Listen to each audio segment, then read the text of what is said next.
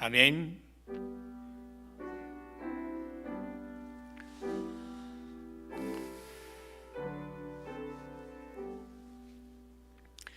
오늘 우리들에게 주시는 하나님 말씀 함께 봅니다. 마태복음 25장 31절에서 33절입니다.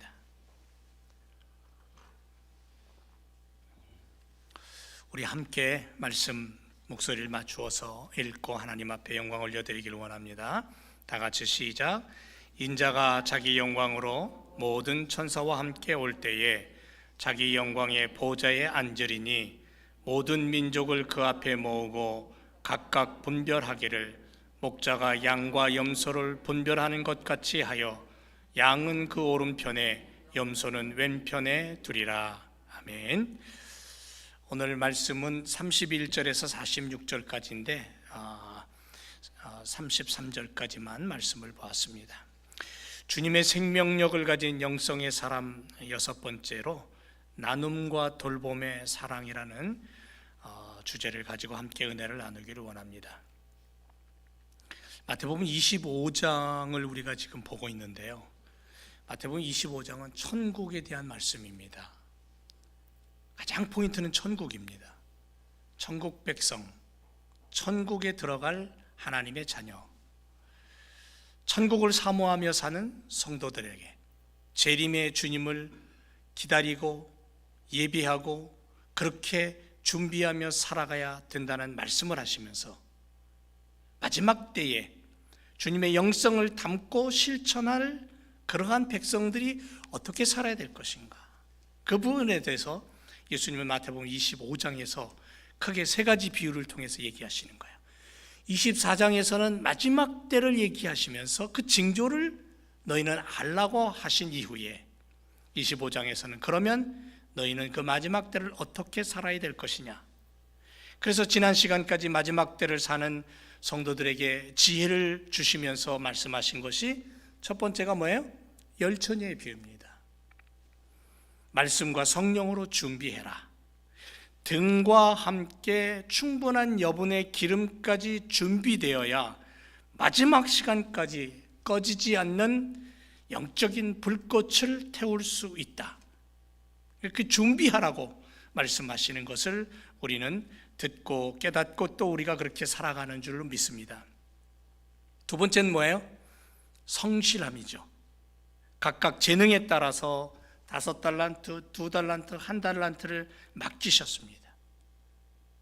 주님의 나라인 천국을 확장하기 위해서 우리가 주님이 맡겨주신 그 재능, 그 달란트를 가지고 우리는 이 땅에서 하나님 나라 확장을 위해서 살아가는, 일하는 일꾼이에요. 다시 말하면 사업가와 같은 겁니다. 하나님 나라를 확장하기 위한 사업가, 내게 주신 그 달란트를 가지고 남기는 사업가, 그런 일꾼이 되어야 된다는 거죠. 하나님 나라를 세우는 영적 사업가로서 아버지 하나님께서 기뻐하실 그러한 많은 것들을 남기는 그러한 비즈니스 하는 사람, 맡겨진 일에 충실함과 성실함으로 그것을 잘 감당할 수 있는 그러한 탤런트를 잘 활용하는 일꾼이 되어야 된다고 말씀하고 있습니다. 그리고 오늘은 세 번째 비유가 양과 염소의 비유예요. 한마디로 얘기하면 양과 염소의 비유는 사랑의 영성을 소유해라라는 겁니다. 사랑의 영성을 소유해라. 제가 언젠가 이런 말씀 드렸습니다만 초등학교 3학년 아들이 아버지 생일 선물을 고민하고 있었어요. 아버지 40번째 생일, 아주 특별하다고 생각을 했습니다. 그런데 자기 저금통을 보니까는 동전 몇 개밖에 없어요. 아버지한테 선물을 할 만한 돈이 없습니다. 며칠을 고민하다가 기발한 아이디어를 찾아냈습니다. 그게 뭐냐면 아버지의 40번째 생일을 맞이해서 아버지 볼에다가 사랑한다고 40번의 뽀뽀를 해드리자. 그러면 기뻐할 거야. 생일날 아침에 해피 벌스데이 아빠, 그러고는 달려가서 아빠 볼에다가 뽀뽀를 하기 시작했습니다. 한 번, 두 번 쪽쪽 뽀뽀를 하기 시작했어요. 두 번, 세 번 할 때는 괜찮았어요. 아버지 기분이 10번 넘어가니까 어떻게 돼요? 야 이놈아, 뭐하는 짓이야? 아빠 화를 낸 거예요. 벌떡. 아들이 충격을 받았습니다. 그리고는 자기의 사랑을 이해해 주지 못하는 아버지에 대한 실망감을 안고 화가 났어요. 문을 박차고 자전거를 타고 공원으로 달려갔어요. 근데 공교롭게도 차하고 부딪혀갖고 사고가 나버렸습니다. 이 아버지는 평생 자녀가 아버지에게 주는 그 사랑을 수용하지 못한 죄책감에 살았다라는 그런 얘기가 있습니다. 아버지 된 심령에서 충분히 이해가 가는 이야기입니다. 사랑은 표현할수록 강해지고요, 베풀수록 아름다워지고 나눌수록 커지는 것이 사랑이잖아요. 사랑을 주고받으면서 그 안에서 인내가 무엇이고 지혜가 무엇인가를 배우게 되는 것 아닙니까? 마태복음 25장 32절 33절에서 목자가 양과 염소를 분별하는 것 같이 한다 그랬습니다. 그래서 양은 오른편에 염소는 왼편에 둔다고 분명하게 예수님은 말씀했습니다. 그리고 오른편의 양은 칭찬과 함께 복을 받을 자라고 말씀했고요, 영원한 생명을 얻게 된다고 말씀했고, 왼편에 있는 염소를 향하여서는 41절에 보니까 뭐라고 되어 있어요? 저주를 받은 자들아 나를 떠나서 마귀와 그 사자들을 위해 예비된 영영한 불에 들어가라고 저주를 내리고 맙니다. 한쪽은 영원한 생명 천국이고 한쪽은 영원한 지옥 불구덩이라는 것을 분명하게 말씀하고 있는 것을 보게 됩니다. 여러분, 이 말씀을 통해서 우리가 얻는 교훈은 뭘까요? 참 많이 들어온 말씀인데 다시 한번 내 마음속에 새롭게 다짐하며 마지막 시대를 사는 믿음의 자녀로서 준비되고 깨닫기를 원합니다. 여러분, 이 비유를 우리가 오해할 수가 있어요. 인간 구원의 조건이 선행이 아닌가? 선행을 많이 하면 구원받는 것인가? 라고 우리가 오해할 수가 있다는 겁니다.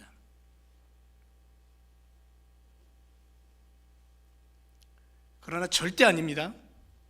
구원은 예수 그리스도의 십자가의 보혈을 믿고 그 피로 죄 씻음 받고 예수 그리스도를 아멘하고 내 안에 영접하고 그분이 나의 죄를 위해서 십자가에 죽으셨다라는 분명한 고백을 가지고 내가 나아갈 때에 내 죄가 씻음 받고 나는 구원 얻는 거예요. 믿습니까? 그리고 예수 그리스도로 말미암아 하나님의 자녀가 되는 거예요. 그건 변함이 없습니다. 그런데 구원받고 보니까 그 구원이 뭔가를 깨닫게 되는 거예요. 구원이 뭐예요? 구원은 하나님의 자녀 되는 거예요.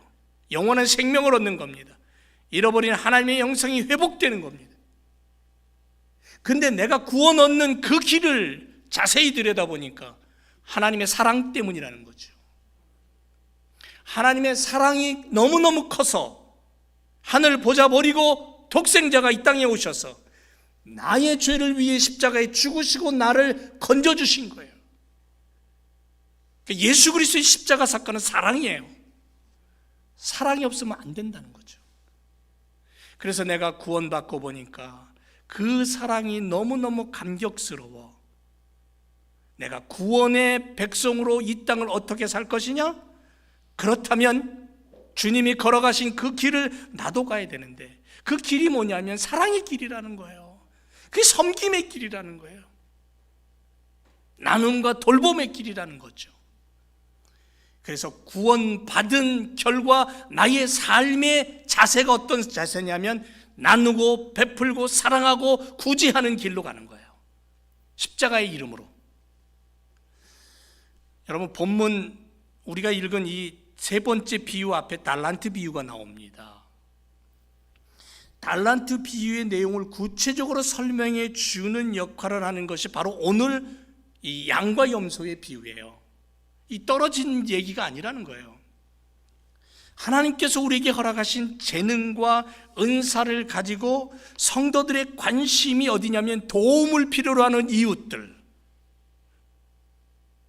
구원받은 백성의 도움의 손길을 필요로 하는 다른 이들을 향하여 사용하라는 거죠. 진정 그리스도의 재림을 대비하는 성도들의 충성스러운 이웃에 대한 사랑의 실천, 그것을 입증하라는 거예요. 그걸 성취하며 살라는 거예요. 우리 주님은 마지막 때가 되면 반드시 우리들이 진정한 모습이 드러날 것이라고 하셨어요. 왜냐하면 주님께서 그걸 보여주셨기 때문에 그래요. 자, 우리 주님이 이 땅에 처음 오셨을 때 어떤 모습이었습니까? 그야말로 초라한 모습이었습니다. 정말 초라한 모습으로 오셨습니다. 이 땅에 태어날 때에 대단한 환영 인파가 없었습니다. 따뜻한 방이 없어서 말구 위에서 태어나셨습니다.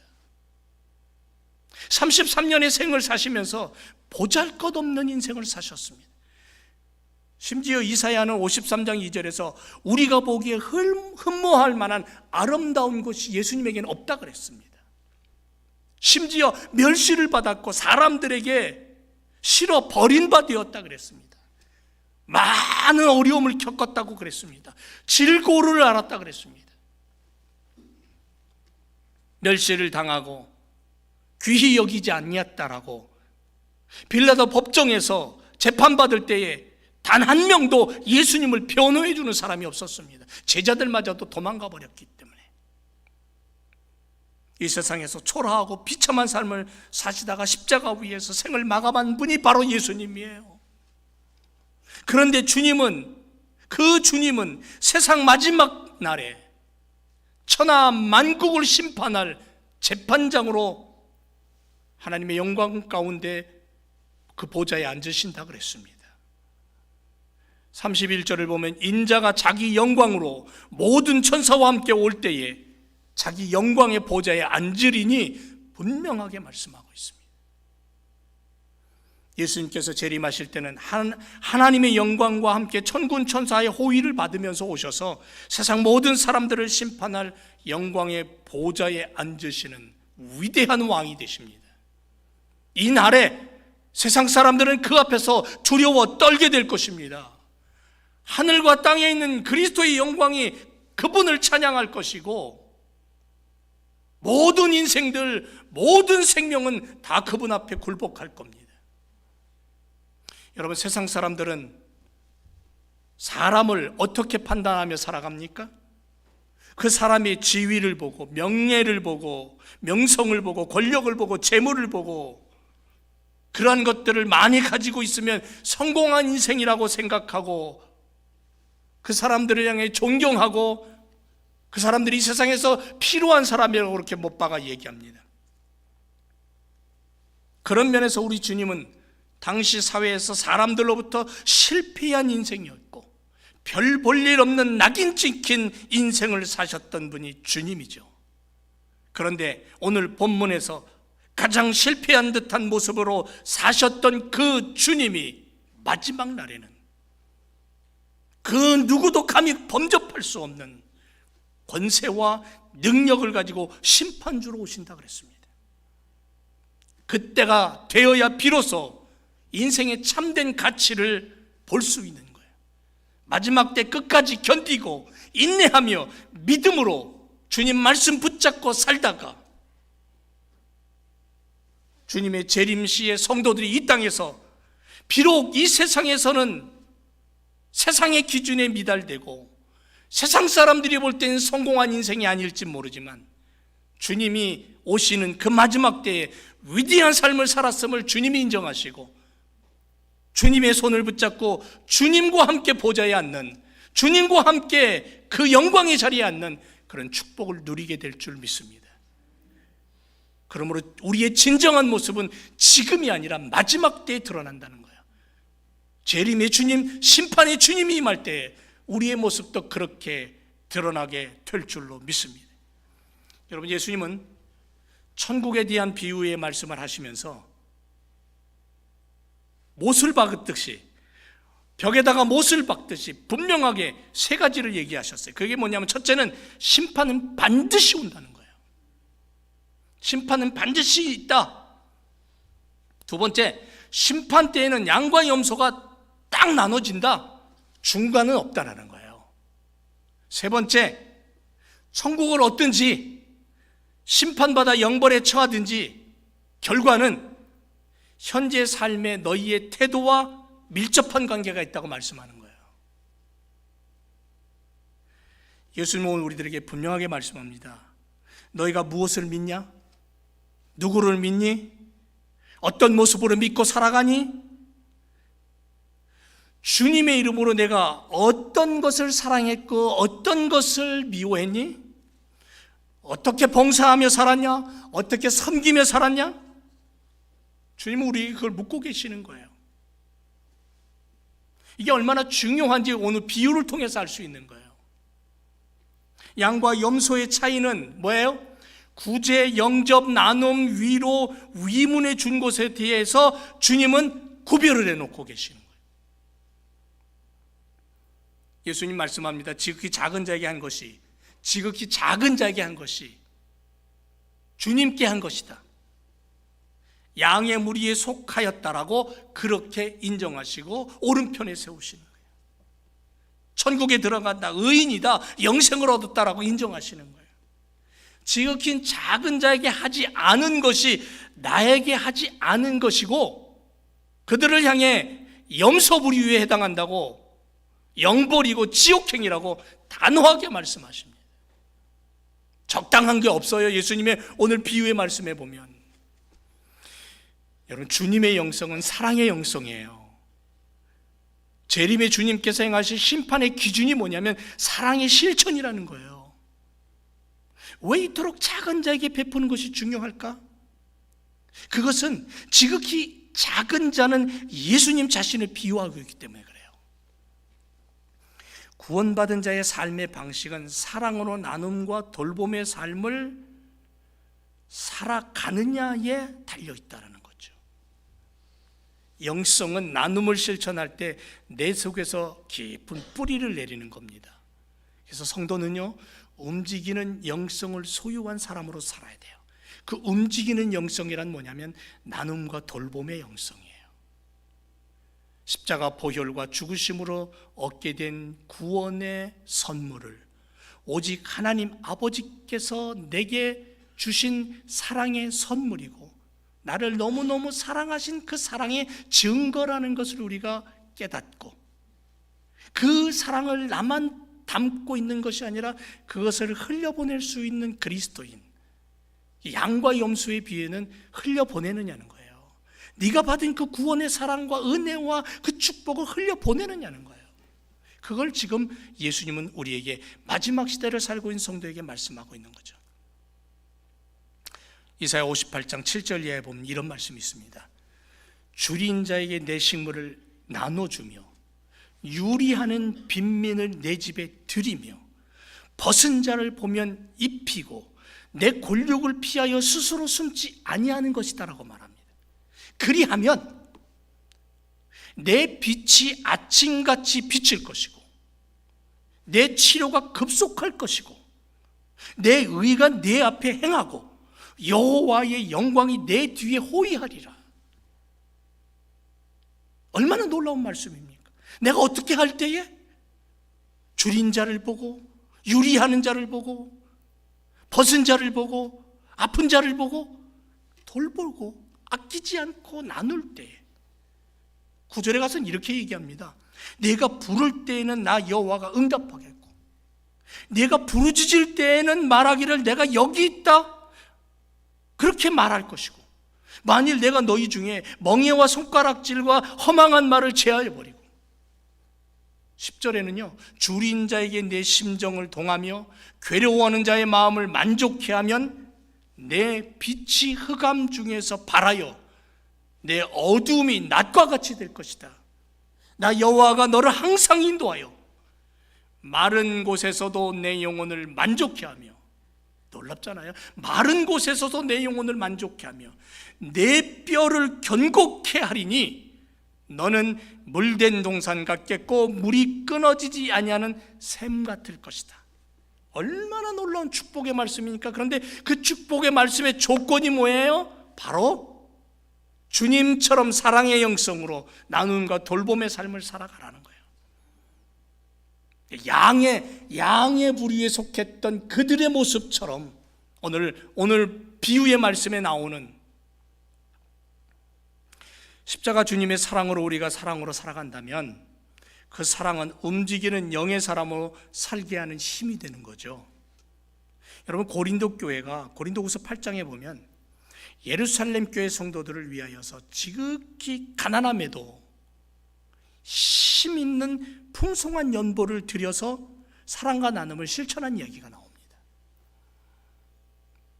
이방인 교회가 예루살렘 교회의 어려움을 듣고 자기들도 어렵고 힘든데 온 마음을 다하여서 기도하면서 헌금을 모아가지고 예루살렘 교회를 돕겠다고 보내는 거예요. 선교비를. 그 심정을 한번 생각해 보세요. 사도 바울이 그 이야기를 하면서 얼마나 감격스러웠겠어요. 갈라디아서 5장 22절 이하에 성령의 열매가 9가지 나오는데 첫 번째가 사랑의 열매예요. 사랑으로 돌봄과 나눔을 가지는 교회는 성령 충만한 교회가 되는 겁니다. 그런 교회가 하나님의 뜻을 이룰 수 있는 기틀이 마련된 교회예요. 그래서 영성이 밝은 교회로 살아가는 거예요. 하나님 아버지의 사랑과 성령은 하나라는 거죠. 우리는 그 사랑을 받은 자로 살아갑니다. 그러므로 그 받은 사랑을 나의 이웃에게, 내 이웃들에게 선을 행하고 구제하고 돌보는 것으로 살아가야 되는 것이에요. 그런데 선을 행하고 구제하고 돌보는 것이 마치 구원의 조건인 것처럼 생각하지는 말라는 거죠. 구원 받았기 때문에 구원의 확실한 증거로 나의 삶이 그렇게 나타나게 하라는 거예요. 주님을 의지하고 따르다 보니까 주님의 영성을 닮게 되어 있어요. 어떻게 하든지 주님을 닮아서 살아가고 싶어요.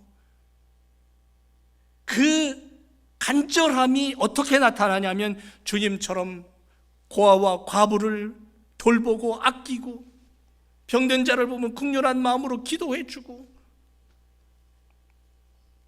예수님은 양과 염소의 비유를 통해서 우리들에게 다음과 같은 질문을 하고 계셔요. 너희는 이웃의 고통을 어떻게 바라보고 있니? 사랑하는 제일교회 성도들아, 너희는 이웃의 고통을 어떻게 바라보고 있니? 너 구원받았잖아. 내가 목숨 버려 피 흘려서 너를 그 죄악된 구렁이에서 건져줬고 하나님의 자녀 삼았잖아. 이미 너희는 천국 백성으로 영원한 나라를 소유한 하나님의 자녀가 되었잖아. 그렇다면 너는 지금 육신을 입고 사는 이 시간 속에서 너는 너의 이웃을 향해 어떤 모습으로 살아가니? 예수님은 말합니다. 이웃의 고통은 곧 나의 고통이야. 그렇게 말씀하시는 것 같아요. 여러분, 우리가 우크라이나 전쟁을 보면서 주변국들의 그 사람들이, 물론 예수님을 아는 사람 많을 거예요. 그러나 예수님 모르는 사람도 또 많을 겁니다. 그런데 피난 온 사람들을 향해서 극진히 품고 돕는 모습은 너나 할 것 없어요. 주님을 향한 신앙 고백으로 시작된 사랑이든, 주님의 말씀을 모르는 편에서의 사랑이든, 지금 전쟁통에 벌어지는 그들의 도움의 손길은 정말 참 따뜻합니다.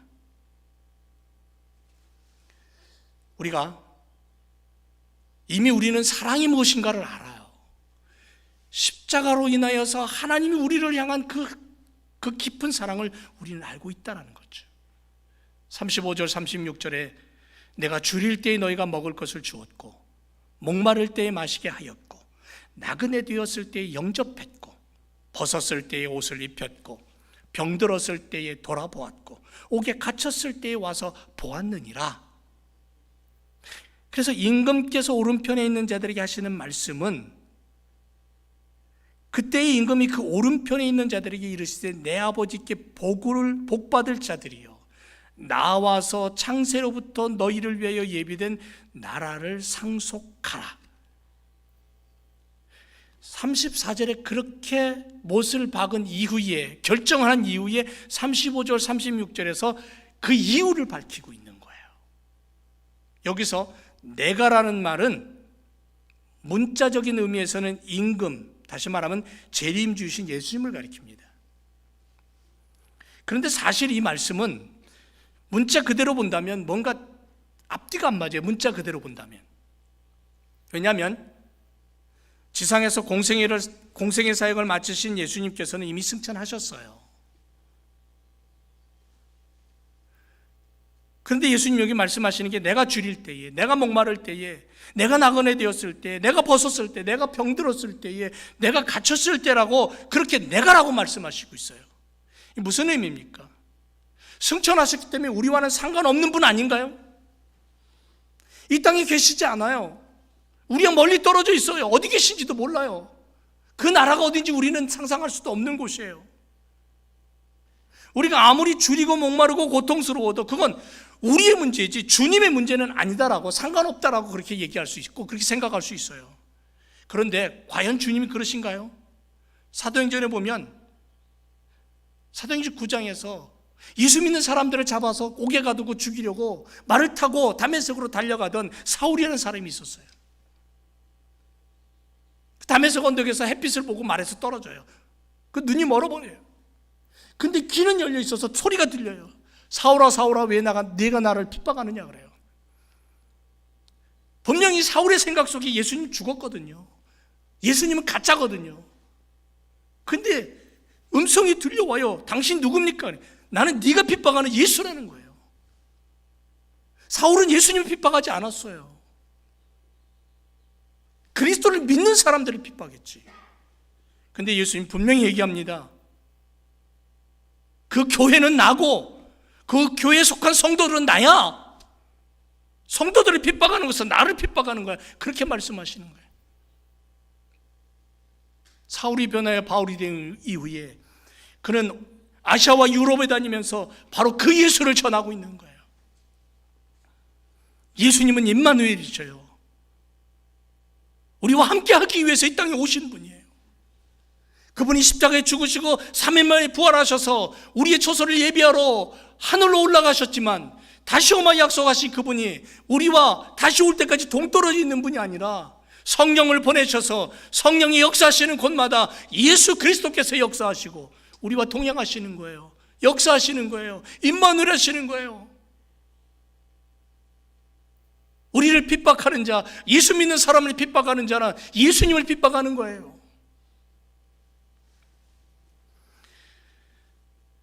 아버지께서 내 안에 내가 아버지 안에 있는 것 같이 저희도 다 하나 되어 우리 안에 있게 하사. 요한복음 17장 21절에 그렇게 말씀해요. 예수님이 아버지 안에, 하나님 아버지 안에 있는 것처럼 그 예수님이 내 안에 있고 내가 예수님 안에 있는 거예요. 이 험한 세상 살아가는 그리스도인들이 이 땅을 살아갈 때에 내 안에 예수님이 계신 거예요. 그리고 내가 예수님을 품고 살아가는 거예요. 임마누엘이에요. 누구든지 하늘에 계신 내 아버지의 뜻대로 하는 자가 내 형제요 자매요 모친이라고 마태복음 12장 50절에 분명히 말씀해요. 고통받는 이웃을 볼 때 세상의 한쪽에는 무관심하고 냉정한 태도로 지나지만 예수님의 사랑을 가진 영성의 사람들은 그냥 지나치면 안 된다는 거예요. 적어도 지구촌 반대편에서 고통받고 전쟁 중에 아파하는 자가 있다면 여기 엎드려 하나님 긍휼히 여겨달라고 기도해야 된다는 거예요.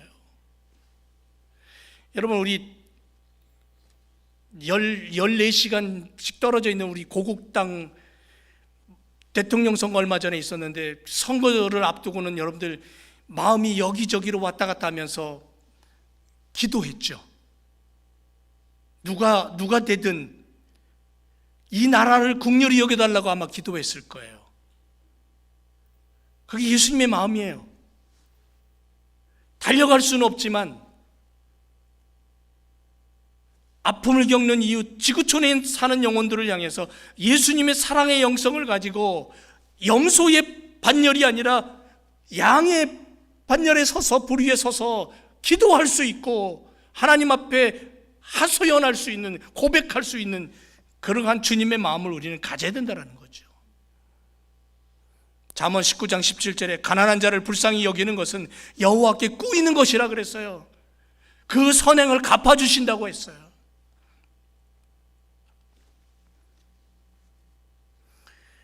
이스라엘 민족은 양과의 깊은 관계가 있습니다.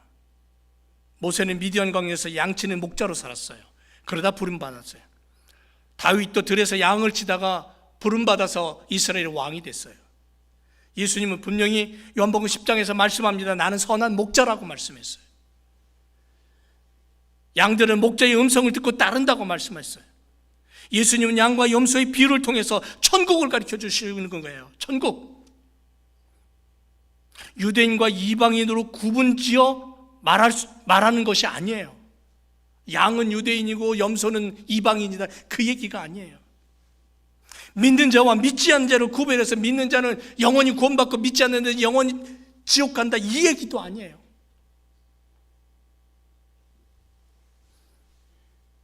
염소는 이방인이고 불신자라고, 양은 유대인이고 믿는 자라고 그렇게 못 받고 그렇게 판가름 내리지 말라는 거예요.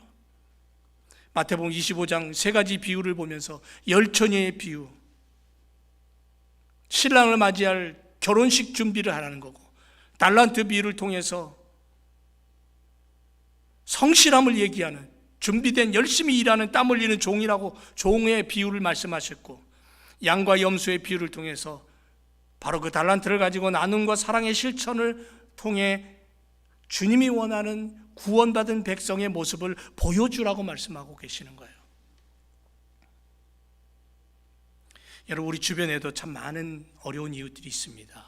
아니, 우리 교회 안에도 어려운 사람들이 있어요. 뭔가 하고 싶어도 마음대로 안 되는, 하나님 앞에 기도를 해도 그 기도의 응답이 속히 안 오는 그런 부분들도 있어요. 건강이 안 좋아서 참 가까이 있는 남편이나 아내한테도 솔직하게 털어놓지 못하는 그런 부분들도 있어요. 기도해야 돼요. 적어도 내가 주님으로부터 구원받았고 주님이 주신 그 생명으로 말미암아 하늘나라 백성으로 그 사랑 안에 내가 거하게 됐다면 적어도 내가 기도해야 된다는 거예요. 기도해 줄 만큼은 놓치지 말아야 된다는 거죠. 사랑하는 제일교회 성도 여러분, 우리 모두는 양무리에 속한 축복된 자로 인정받고 칭찬받아야 할 줄로 믿습니다.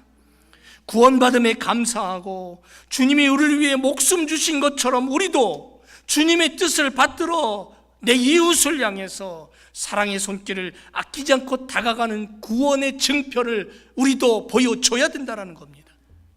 왜? 이웃의 고통은 곧 나의 고통이라고 말씀하신 주님의 말씀, 주님의 가슴을 우리가 알고 느끼고 살아가기 때문에 그래요. 그래서 주님의 영성을 가진 성도들은 진정한 사랑을 흘려보내려고 노력하고요, 그러면서도 어떤 보상을 바라지도 않고요. 보상은 하늘에서 받는 거죠. 어린 소자에게 떠준 냉수 한 그릇, 그것도 기억하신다고 말씀했어요. 마태복음 10장에 보니까. 예레미야 17장에 가보면 뭐라고 말씀했냐면요, 사람의 폐부와 심장까지 감찰하시는 분이라 그랬어요. 갚아 주실 것을 믿고 순종하는 일꾼 되어 살아가야 될 줄로 믿습니다. 우리 모두가 이렇게 주님의 사랑의 영성을 가지고 세상을 향해 나갈 때 기억할 것은 이 행위가 구원의 근거는 절대 아니다. 하지만 마지막 최후 심판의 근거는 된다는 거예요.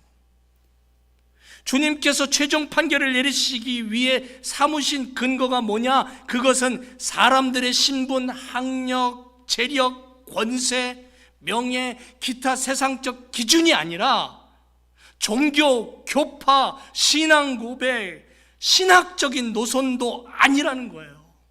뭐냐? 주님이 마지막 판결의 근거로 삼는 것은 너의 행위라는 거예요. 그래서 야고보 사도는 말합니다. 영혼 없는 몸이 죽은 것 같이 행함이 없는 믿음은 죽은 거다라고 말하는 거죠.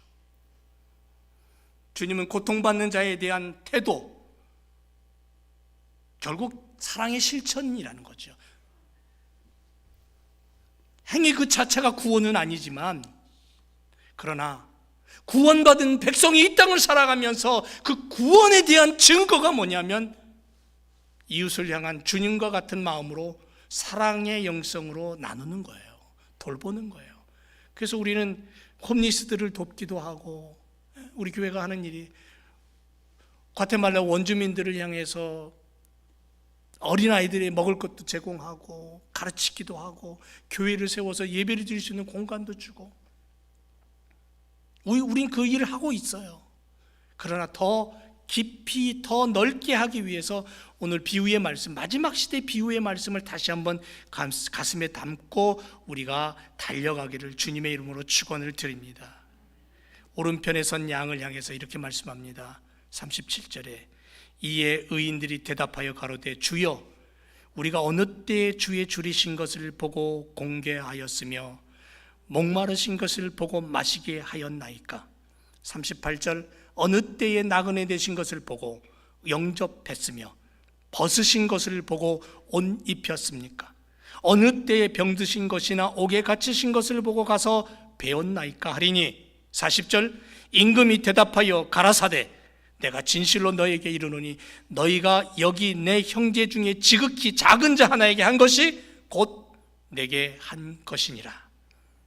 주님의 영성을 담기 위해 기도하며 달려가는 참된 그리스도인으로 온전한 교회를 세우고 온전한 가정을 세우고 일터를 세워서 순종과 헌신의 삶을 살아감으로 말미암아 마지막 때를 살아가는 주님의 일꾼된 성도들이 천국을 소유하고 구원받음을 보여주는, 그래서 하나님의 살아계심을 나타내 보여줄 수 있는 실천적인 삶의 모습으로 주님 말씀하신 것처럼 나눔과 섬김과 사랑으로 다가가는 그러한 우리들의 삶, 우리들의 손길이 되어야 될 줄로 믿습니다. 기도하겠습니다.